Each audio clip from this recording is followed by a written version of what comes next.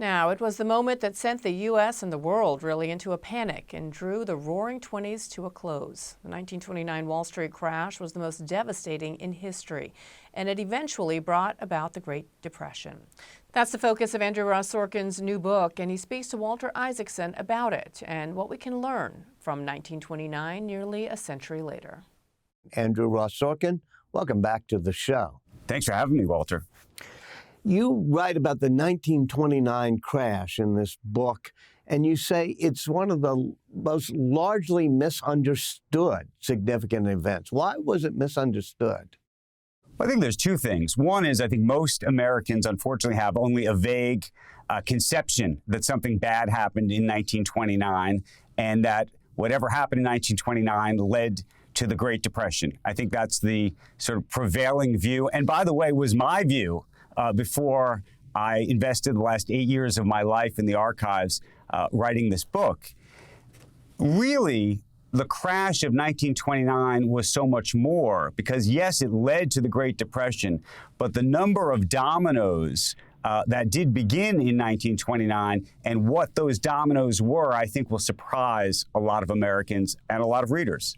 Does that mean that we could have had the 1929 crash, but not the Great Depression of 1930?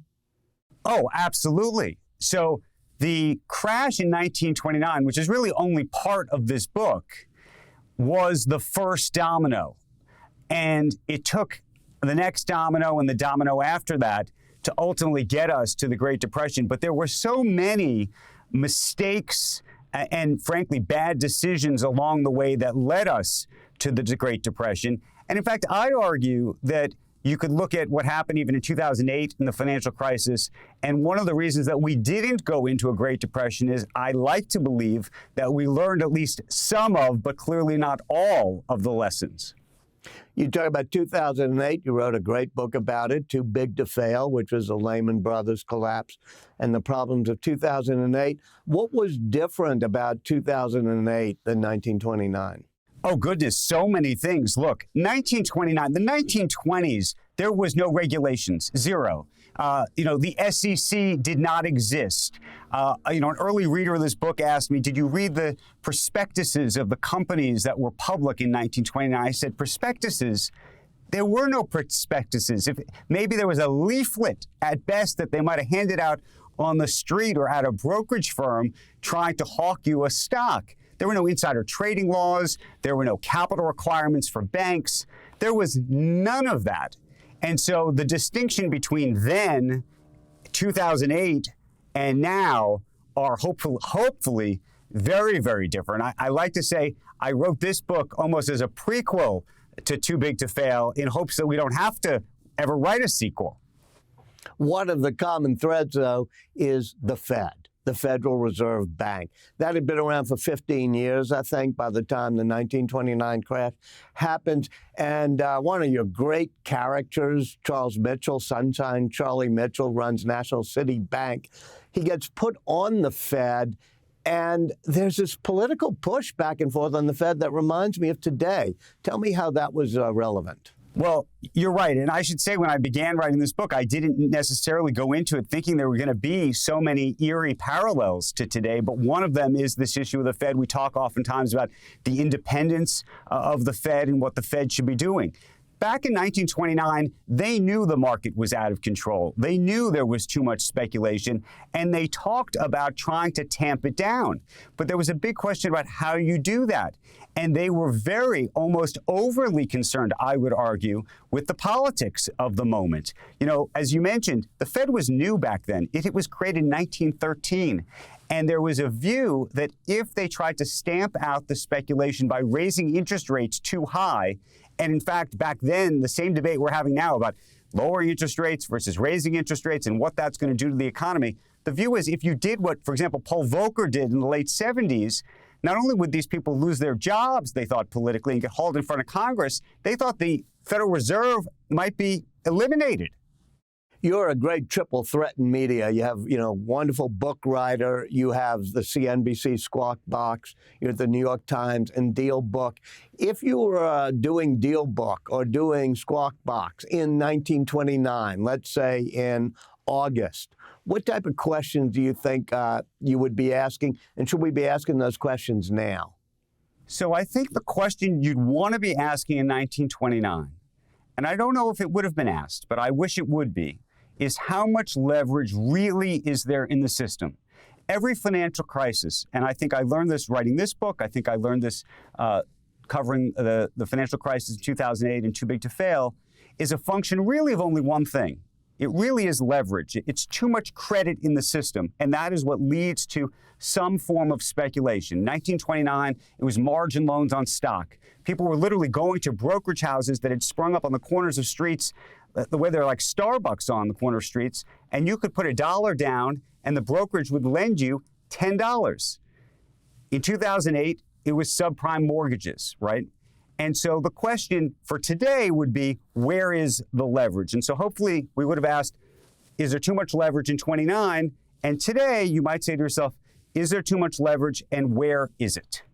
When you talk about leverage, you're pretty much talking fundamentally about debt, right? Debt, People yes. taking on too much debt. Too much consumers debt. taking on, the government taking on. Where is there too much debt being taken on now, and how does that compare to back in 29?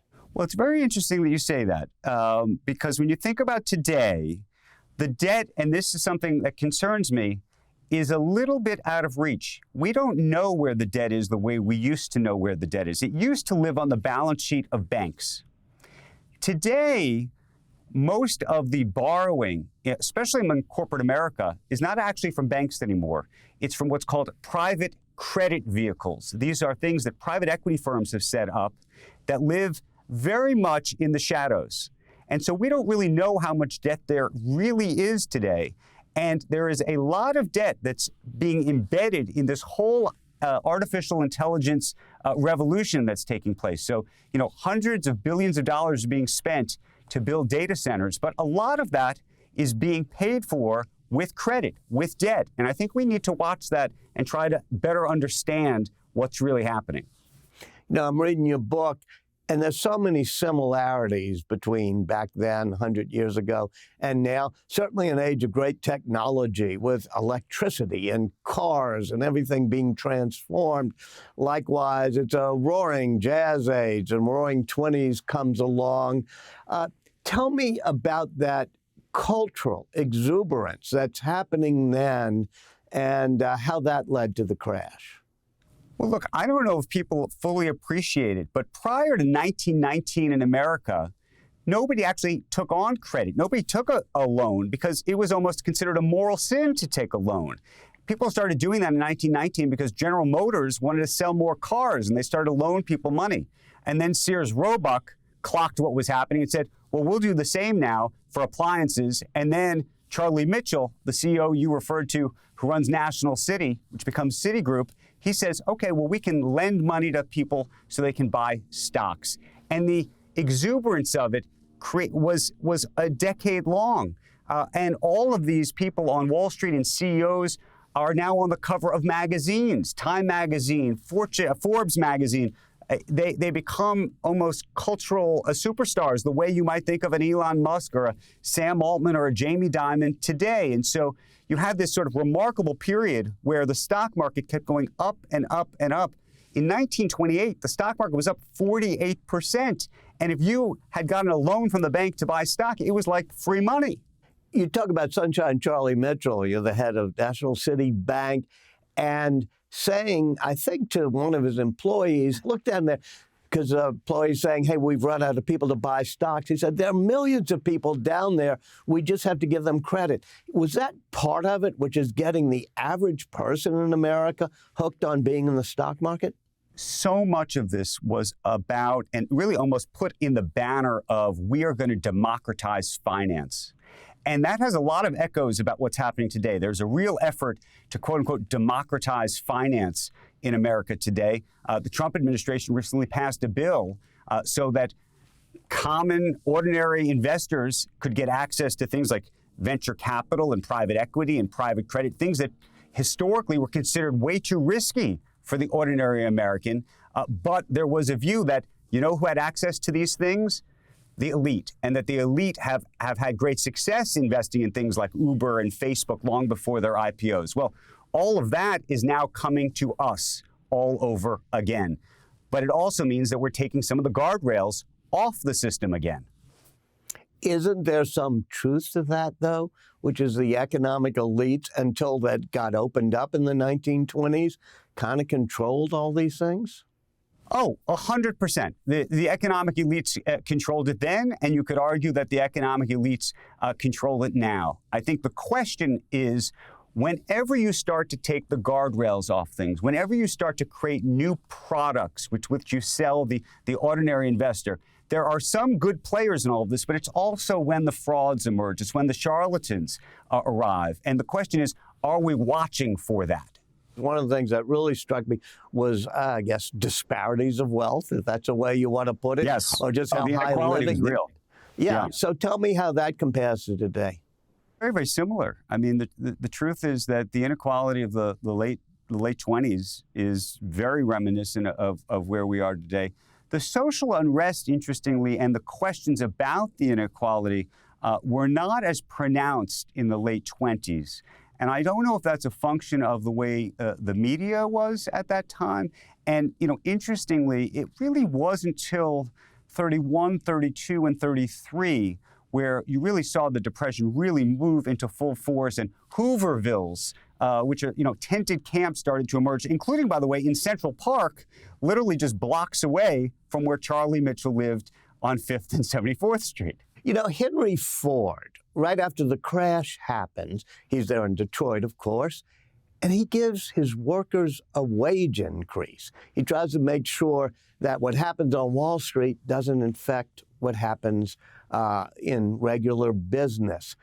And he laments the fact that so much brain power is moving to Wall Street, that there are all these smart people going there instead of making real things. To what extent was that a problem that helped exacerbate the 1929 crash? Because it's certainly reminiscent of what we have today. I think it's reminiscent of what we had today. I think it's reminiscent of really what happened in 2008, just how much Wall Street became not the backroom engine, but the front room engine of the economy. And when that happens, what the true implications of that are. Interestingly, Henry Ford in 1929 was described as the nation's second billionaire. So Rockefeller was the first billionaire. This is not inflation adjusted, by the way, Walter. This is for real.